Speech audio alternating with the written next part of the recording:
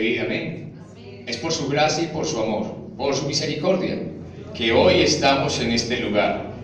Y no es simplemente como recinto, amén, sino es porque estamos reunidos como familia, como iglesia de Jesucristo, amén. Esa es la bendición de congregarse, que somos la familia de Dios, amén, la familia espiritual. Y entonces cada día que nosotros tenemos la oportunidad, nuestro deseo es poder reunirnos, hermanos, porque el Señor dice que cuán bueno, mirad cuán bueno y cuán delicioso es poder habitar, o sea, habitar en un lugar, en este recinto, los hermanos juntos y en armonía, amén. Vamos en esta hora, hermano, a leer la palabra. Si usted se puede colocar sobre sus pies, y vamos a abrir la palabra en el libro de los Salmos. Libro de los Salmos, Salmo 103. Amén. Y vamos a leer el versículo 13 y el 14. Salmo 103, versículo 13 y 14. Y vamos a leer esta palabra en el nombre del Padre, de su amado Hijo, nuestro Señor y Salvador Jesucristo, y con la unción y el poder del Espíritu Santo. ¿Cuántos dicen amén? Amén. Amén. Como el Padre se compadece de los hijos, se compadece Jehová de los que le temen, porque Él conoce nuestra condición, se acuerda de que somos polvo. Padre, te damos gracias en esta hora, en el nombre de Jesús.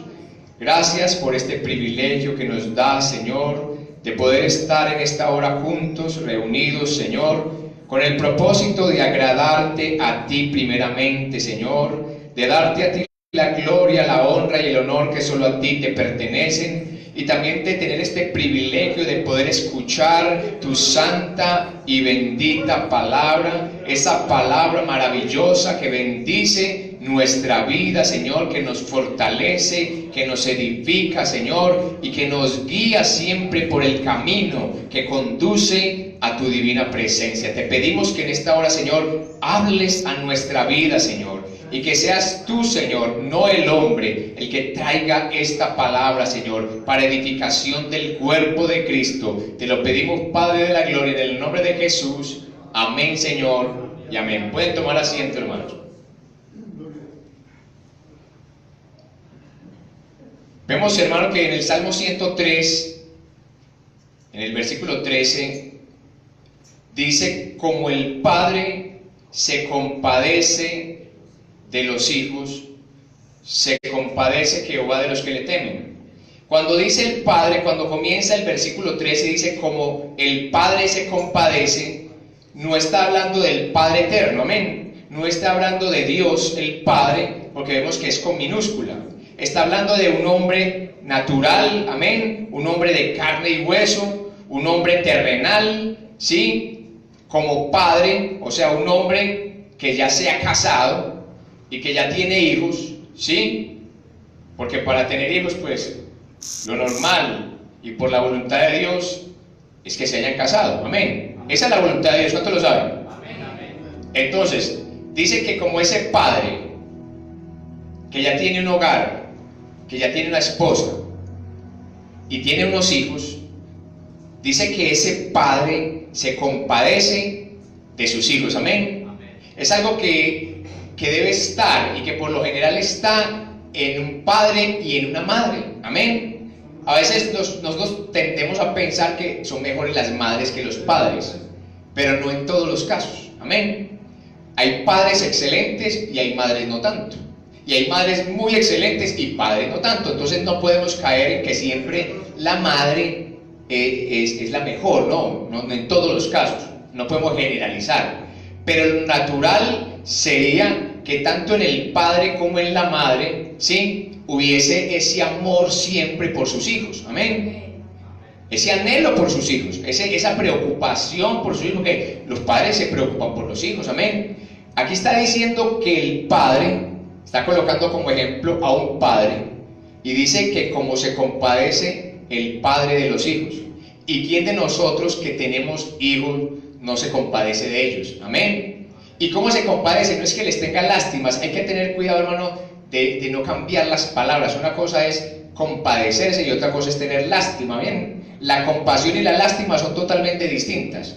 Uno se compadece de sus hijos, hermano, porque sabe que son débiles a veces. Ellos no tienen la madurez ni el conocimiento que nosotros a través de muchos años que hemos vivido hoy podemos tener. Amén. Mire que a medida que uno ha avanzado en los años, por la gracia de Dios, ha adquirido conocimiento y experiencia. Entonces uno cuando ve que los hijos van creciendo y van cayendo en ciertas debilidades, que van tropezando, uno se compadece de ellos, dice: Señor, ten misericordia de mi hijo. Y si al hijo le pasa algo malo, uno se compadece de él y uno quisiera, hermano, poderlo ayudar. Es más, uno como padre quisiera estar detrás de sus hijos, o una madre, o no. Si la mamá o el papá tuvieran ese poder de estar detrás del hijo y cuidarlo como un bebé, así tenga 40, varíamos, ¿o no? Así tenga 50, es el niño de la casa. ¿Sí me entiende? Ya tiene barba y se tiene que afeitar y todo, y uno dice: es el niño de la casa. Porque es que uno ama a los hijos toda la vida, ¿no? Toda la vida. Usted puede tener 90 y su hijo tener 75, casi igual de arrugaditos ya no. ¿No hay visto que hay padres que tienen el hijo y son casi de la misma, parecen hermanos? Porque lo tuvo muy joven, ¿entiende? Desde muy joven tuvo los hijos. Entonces ya cuando están mayores, parecen casi hermanitos, ¿sí? Y ese papá todavía, ancianito, mascando agua, ¿sí me entiende? Todavía ama a ese hijo, amén. Y mire que dice que ese padre o esa madre se compadece de los hijos.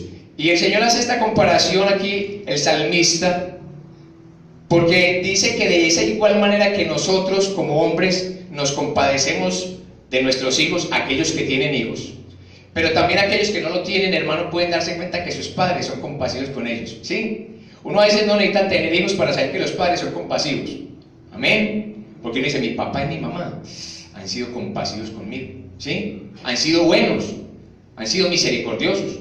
Yo he visto la mano de mi papá y mi mamá. Es más, uno a veces hasta casado, caso mío, el papá y la mamá todavía le ayudan a uno, ¿no? ¿Ah? A mí me han bendecido mis padres, hermano, y aún casado, 25 años de casado, y a veces todavía uno pasa por una necesidad, y el papá y la mamá se compadecen. Tremendo, ¿no? Y está casado, y ya es mayor, y ya cuántos años tiene ese muchacho, y todavía hay que ayudarle. Y el papá y la mamá dicen: sí, todavía hay que ayudarle.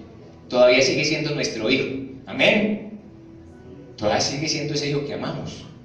Entonces, el salmista hace esa comparación acá en el Salmo para decir que así como se compadece un hombre o una mujer, un padre y una madre de sus hijos, se compadece Jehová nuestro Dios de nosotros, ¿o no? Pero la palabra dice: ¿de los qué?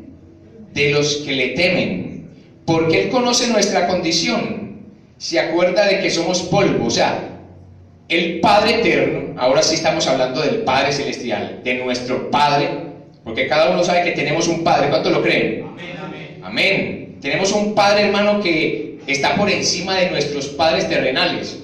Amén. Porque no podemos decir, hermano, que amamos más a padre o a madre que a Dios. Amén. Dice que el que ama más a padre, a madre, esposa, hijos, que a Dios, dice: no es digno de mí, dice el Padre. Es que el mandamiento es amar al Señor tu Dios con toda tu alma, con toda tu mente, con todo tu corazón, con todas tus fuerzas y por sobre todas las cosas. Amén. Qué importante cuando uno ya tiene ese conocimiento de que primero siempre, el primer lugar debe ser para Él. Amén. Y entonces dice que Él se acuerda de nuestra condición. O sea, ¿de cuál condición se acuerda el Padre? Que nosotros somos débiles. Amén. Que nosotros somos frágiles. Que nosotros, hermano, todavía estamos en este cuerpo de carne, amén. Que esta carne no se ha muerto, porque hay gente que dice: que no, es que a mí ya se me murió la carnita. Yo le digo: hermano, eso es mentira del diablo, ¿me entiende? Porque esa carne, hermano, cuando la lastiman, todavía se ofende, amén. ¿Sí? Esa carne, hermano, también tiene todavía sentimientos, sensaciones y emociones, amén, que por el Espíritu se pueden controlar, amén. No se pueden matar, porque la verdad es que no mueren, pero se controlan. ¿Sí me entiende? Se pueden llevar a un punto donde uno puede decir: tengo ya un control sobre ella y no ella sobre mí. Amén. Porque hay veces que la que gobierna es la carne, pero a veces gobierna el espíritu. Y el Señor dice, yo quiero que en tu vida gobierne ¿qué? El espíritu. Por eso dice, anda en el espíritu, anda, vive, permanece en el espíritu y no satisfagas los deseos de tu carne, amén. Entonces el Señor se acuerda de que nosotros somos como polvo, hermano. ¿Qué es el polvo?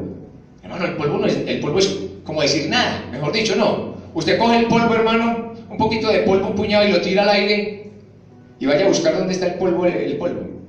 ¿Sí me entiende? Es difícil hasta encontrarlo. Y del polvo se hacen cosas sencillas, cosas que no son muy llamativas. Se hacen vasijas de barro, amén. Eso hace el alfarero. Coge el polvo que no es nada y hace una vasija para la gloria de su nombre, amén. Un vaso de honra, aunque sea un vaso de barro, amén. Y él dice que se compadece de nuestra condición. Pero miremos el versículo 17, por favor, ahí más abajito, saltémonos al 17. Y sigue diciendo, mas la misericordia de Jehová, de nuestro Padre, de nuestro Señor, de nuestro Dios, de nuestro dueño, es desde la eternidad y hasta la eternidad. Y yo quisiera a veces como encontrar, hermano, la medida, ¿no es cierto? O sea, como cuánto mide, como verdaderamente cuánta es esa longitud. Nosotros conocemos medidas de longitud, ¿no es cierto? Sabemos cuánto es un metro, cuántos son 100 metros, cuántos son 1000 kilómetros, pero decir desde la eternidad y hasta la eternidad, hermano, no tiene medida, amén, ¿no es cierto?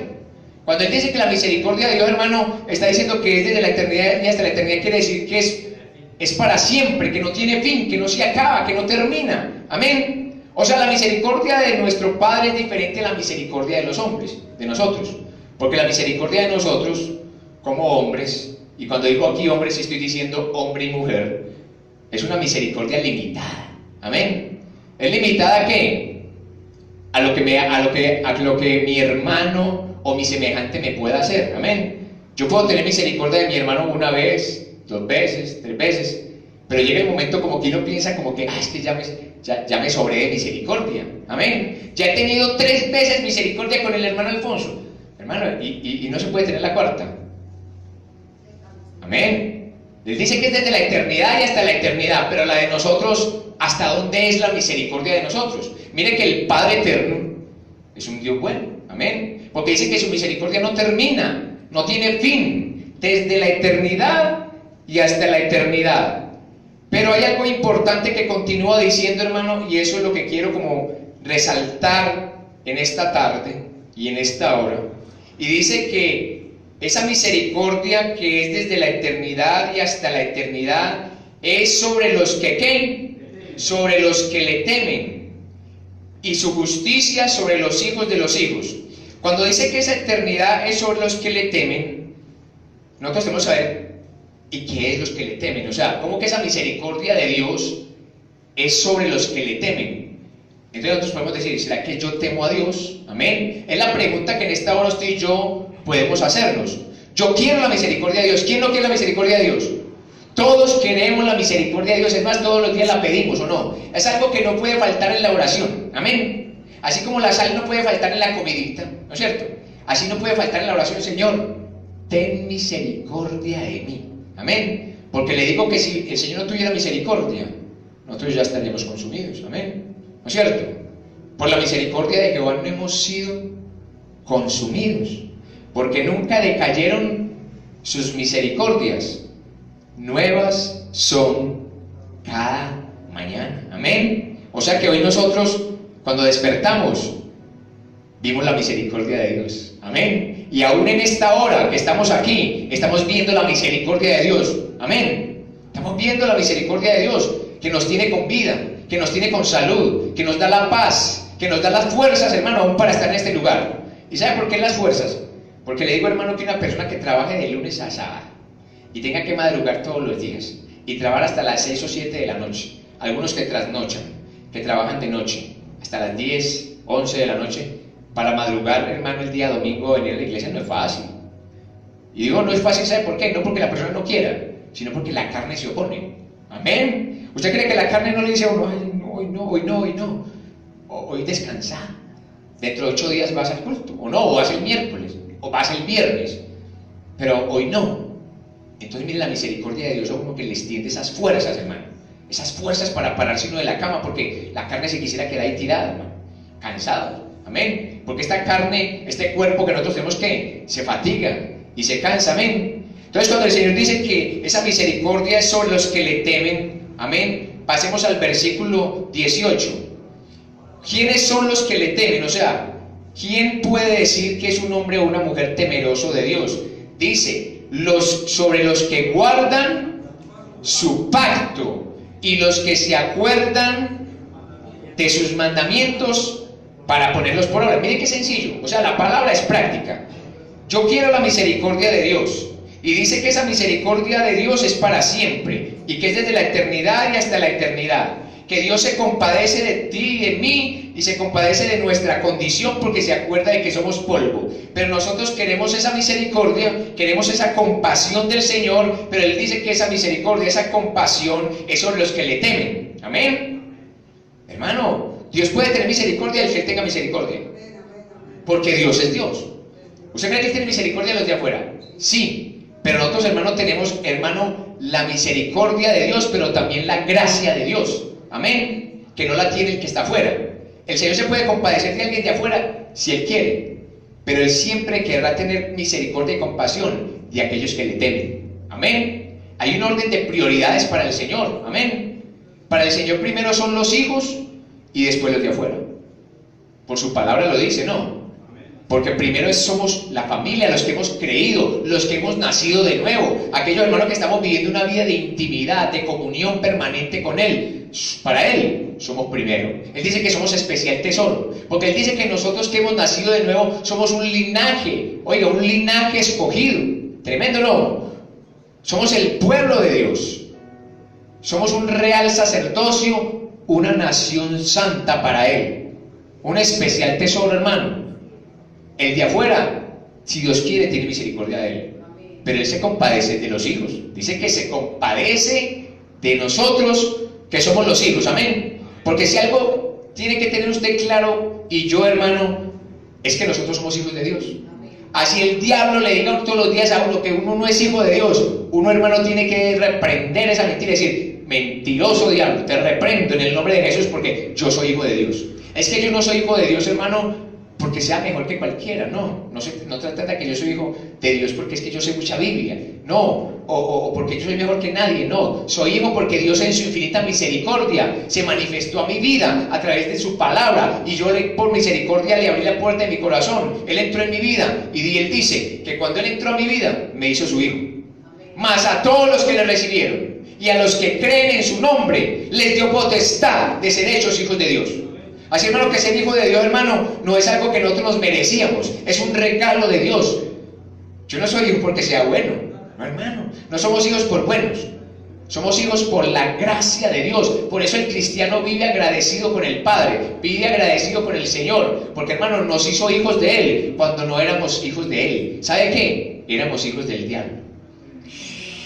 Hermano, yo era hijo del diablo. Mire, la Biblia dice, hermano, que el Señor Jesucristo mismo le dijo a los fariseos: ustedes, fariseos, son de vuestro padre el diablo.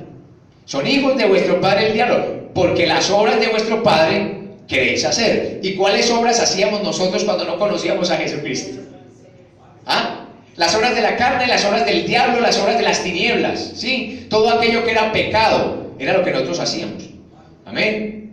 Y entonces no podíamos decir que éramos hijos de Dios.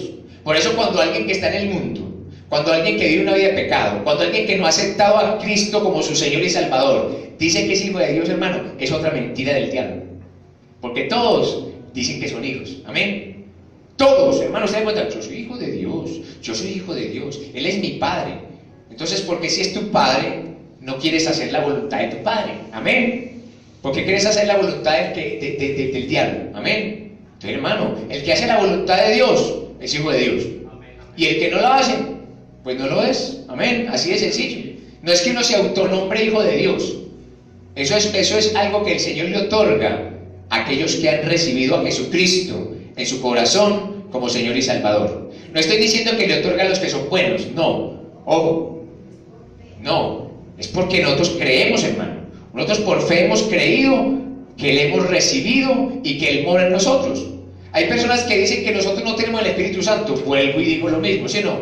Pero es que el que no cree que no tiene el Espíritu Santo, pues no lo tiene. Pues si no cree que lo tiene, no lo tiene.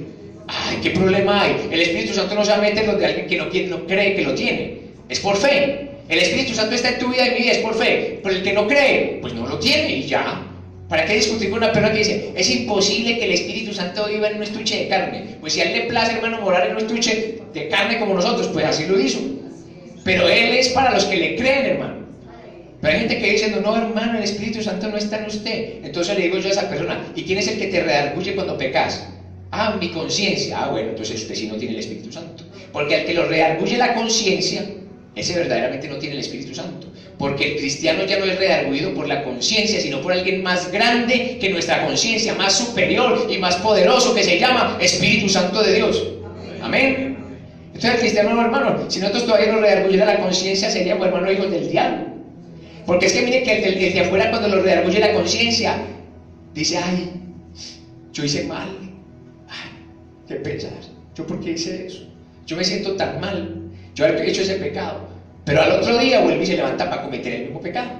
Porque la conciencia produce remordimiento. Amén. Pero el Espíritu Santo produce arrepentimiento. Es diferente. Amén. Mire que el del mundo siente como un dolor, como cuando falla, pero sabe que no se arrepiente.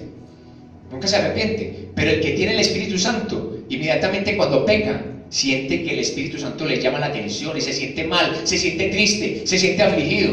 ¿Sí? Y lo que hace es que el Espíritu Santo lo guía al arrepentimiento. Amén. No es la carne. Hermano, la carne nunca le dice a uno que se arrepienta. A la carne le dice a uno, ay, qué mal hiciste, pero al ratico quiere volver a hacer lo mismo. Amén. Entonces mire que el Señor dice que Él tiene misericordia sobre aquellos que guardan su pacto y los que se acuerdan de sus mandamientos para ponerlos por obra. Entonces, ahora que nosotros ya somos hijos y que el Padre se compadece de nosotros, ¿qué es lo más que nosotros podemos hacer en gratitud sabiendo que ya somos hijos del Padre? Amén. Que tenemos un Dios que nos ama, un Dios que nos cuida, un Dios que nos provee, un Dios que nos defiende. Hermano, en obedecerle. Amén. Es que nosotros no le obedecemos para ir al cielo. No, le obedecemos en gratitud porque Él ya nos dio, hermano, la vida eterna. Amén. Nos la dio. Hermano, que usted, yo no la tengo. Ah, bueno, ahí está la palabra. Amén. El que no cree, no cree.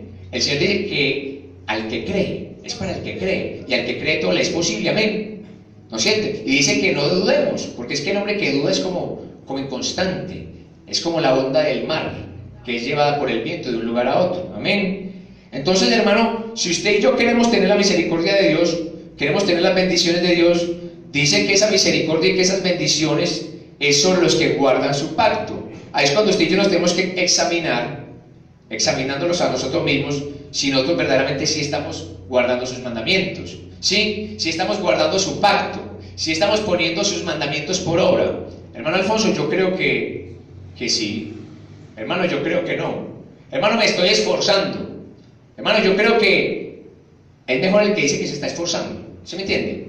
Porque uno decir que lo está haciendo completamente sería mentira. Amén. Decir que nosotros le marchamos al Señor a la perfección es mentira. Pero el Señor dice que sí se puede esforzar. Amén. Mira que te mando que te esfuerces. Amén. Hermano, hay que esforzarnos para obedecerle a Dios todos los días, hermano. Es un esfuerzo que a veces, hermano, lo pone a uno a temblar, lo pone a uno a sudar. Hermano, porque uno suda mientras que contempla la posibilidad de cometer un pecado. Uno suda, uno siente que la carne, hermano, está ahí peleando y el espíritu también, hay una batalla y uno suda, hermano, y uno dice, Señor, y si no se tira de rodillas uno, hermano, a pedirle, Señor, ten compasión de mí, resulta haciendo el pecadito. Amén. Resultamos haciendo lo que la carne dice. Pero, hermano, hay una batalla entre la carne y el espíritu. Amén. Por eso el Señor quiere que nosotros vivamos siempre, hermano, en el espíritu. Amén. ¿Por qué, hermano? Porque en el espíritu vamos a tener esa fortaleza para rechazar esos deseos de la carne. Amén. Porque la carne tiene deseos, hermano. La carne siempre traerá su propuesta. Ahí estamos nosotros para decirle sí o no. Pero el hombre que teme a Dios es ese que es capaz de someterse al espíritu y rechazar los deseos de la carne. Hermano, cuesta, sí. Es difícil, sí. Pero el Señor dice que Él no nos ha dado un espíritu de cobardía.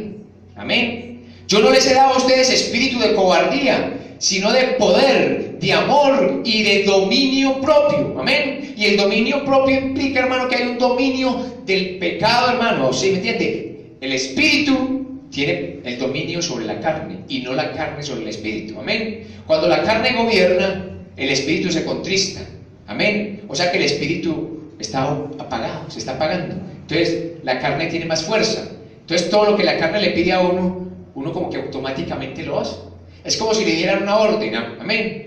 Usted puede hacer una presta en la casa a las 10 de la noche y le dice, anda, fúmate un cigarrillo o tómate un trago, y sale automáticamente de la casa y hace eso. ¿Sí? Hace esto y lo hace. Son órdenes que la carne nuestra misma, ¿sí?, le da a nuestra mente, y resultamos haciendo cosas que no queremos hacer, que la verdad no queremos, pero realmente si el espíritu no está fortalecido, resultamos haciéndola. Entonces miren lo que dice el Señor, que Él nos ama, que Él tiene compasión y misericordia de nosotros, pero nosotros en agradecimiento con el Señor debemos guardar su pacto, debemos poner sus mandamientos, ¿qué? Por obra. Y cuando ponemos los mandamientos por obra de Dios, ¿qué va a pasar? Vamos a abrir en Deuteronomio capítulo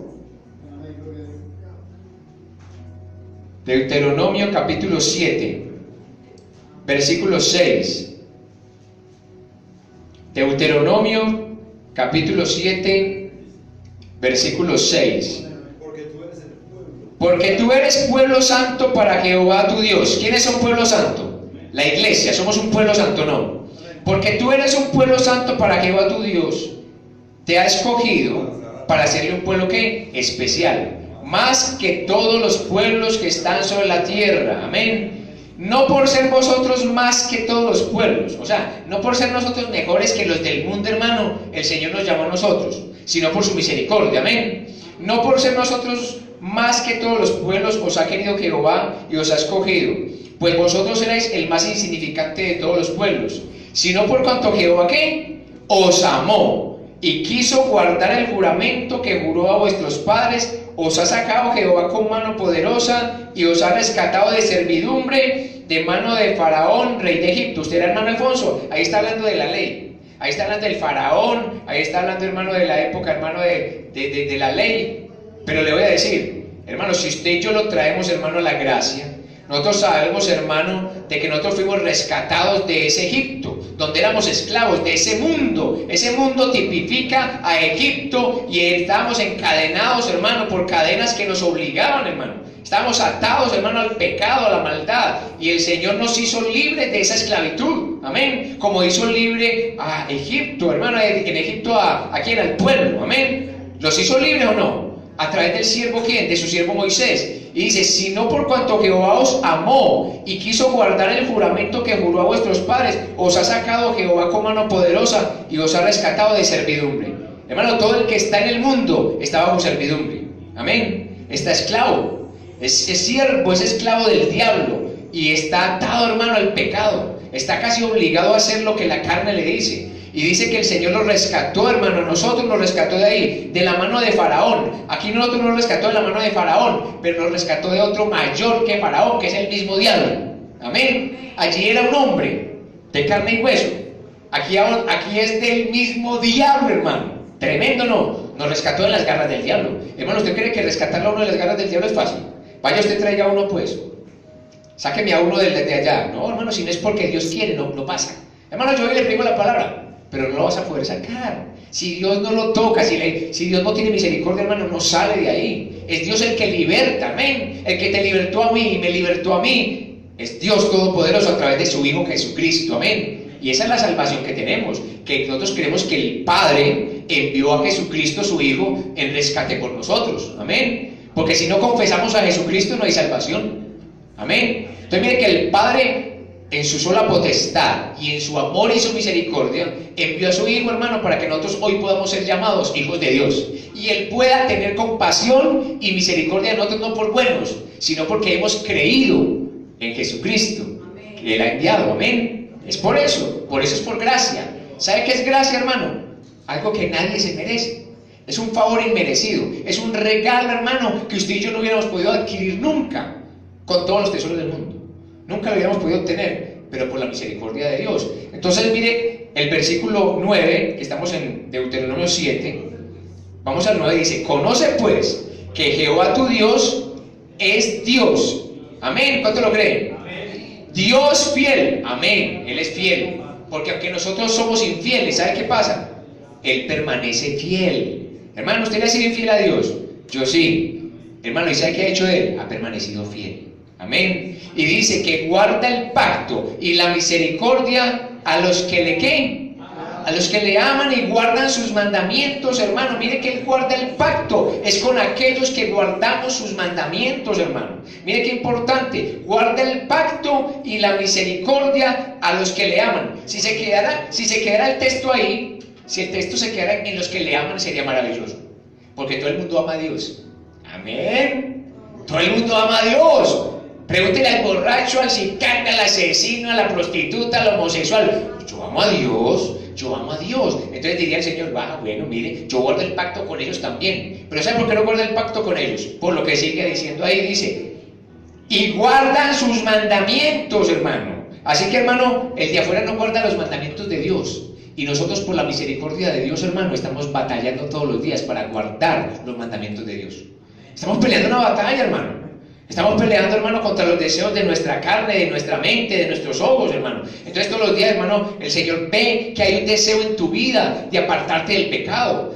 Él dirá: si el Señor fuera a salvar a los que no pecan, hermano, así nosotros en este momento seamos cristianos, no nos seguimos para el cielo. ¿Sí me entiende? Sino que Él dice: pero yo conozco tu corazón, que tú ya no te deleitas en el pecado, que tú ya no amas el pecado, que tú cada día estás haciendo lo que yo te he mandado, ¿sí? Te estás esforzando, ¿sí? Para batallar contra esos deseos, hermano, que luchan contra nuestra carne, contra nuestra mente, contra nuestro corazón, contra nuestra vida, amén. Entonces Él dice que la diferencia, hermano, de nosotros con el mundo es que nosotros le amamos y guardamos, ¿qué?